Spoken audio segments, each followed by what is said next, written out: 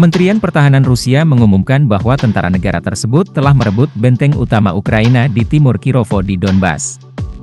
Benteng utama Ukraina di pinggiran timur kota Kirovo direbut oleh unit kelompok pertempuran Sens Rusia menggunakan terowongan bawah tanah. Demikian pernyataan Kementerian Pertahanan Rusia dikutip pada Senin, 1 Juli 2024.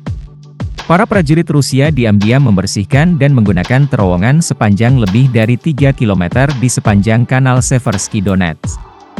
Kemudian mereka maju ke belakang posisi musuh yang dibentengi, di mana terdapat titik tembak permanen dan tempat perlindungan bawah tanah. Tentara membangun jalur pasokan melalui terowongan, menyediakan amunisi, senjata, dan makanan bagi pasukan penyerang. Kementerian Pertahanan Rusia menekankan bahwa unsur kejutan membantu unit tersebut berhasil menempati seluruh posisi. Beberapa tentara Ukraina menyerah sementara yang lain meninggalkan posisi mereka dan mundur. Sebelumnya, pada 30 Juni, Kementerian Pertahanan Rusia melaporkan bahwa kelompok pertempuran Sens merebut Novoalexandrovka di Republik Rakyat Donetsk, meningkatkan posisi taktis dan menyebabkan kerugian pada formasi Brigade ke-23 dan ke-47, serta Brigade ke-95 dan ke-59 Brigade Garda Nasional kedua Ukraina di wilayah Toretsk, Kirovo, Mihailovka, Novgorodskoye, Volchye, Shevchenko, Sokol, dan Visnevoye. Sementara itu, pertempuran di Kherson sedang terjadi di pulau-pulau tersebut ketika pasukan Ukraina didatangkan dari tepi kiri wilayah tersebut, TASS mengutip pernyataan Gubernur Regional Vladimir Saldo. Pertempuran telah bergeser ke kepulauan dengan tentara Rusia memperkuat pasukannya. Sementara itu, pasukan musuh didatangkan dari tepi kiri, kata Vladimir Saldo.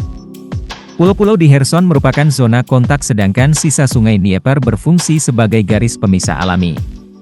Pakai motor serbu parit. Taktik terbaru yang diterapkan tentara Rusia untuk menyerbu parit Ukraina adalah dengan menggunakan sepeda motor.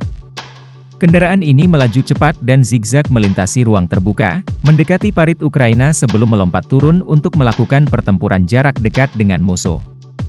Taktik sepeda motor ini digunakan oleh tentara Rusia dalam konteks mundurnya Ukraina untuk mempertahankan diri, menanam ranjau padat untuk menghalangi kemajuan Rusia. Sepeda motor mempunyai kemampuan bermanuver secara fleksibel melewati ladang ranjau hingga mencapai parit musuh. Letnan Ukraina Mikhailo Hubitsky menggambarkan, dengan taktik sepeda motor ini, tentara Ukraina bergerak cepat, menyebar dalam jalur zigzag yang tidak dapat diprediksi. Tentara dan komandan Ukraina mengatakan bahwa tentara Rusia yang mengendarai sepeda motor dan kereta menyumbang sekitar setengah dari serangan di beberapa daerah garis depan. Mereka mengatakan pasukan Rusia menggunakan kecepatan dan fleksibilitas sepeda motor untuk melintasi ruang terbuka, di mana kendaraan lapis baja yang lebih besar lebih mudah dideteksi dan diserang. Taktik sepeda motor adalah adaptasi terbaru Rusia terhadap medan perang yang penuh ranjau dan dipantau secara rutin oleh kendaraan udara tak berawak, UAV.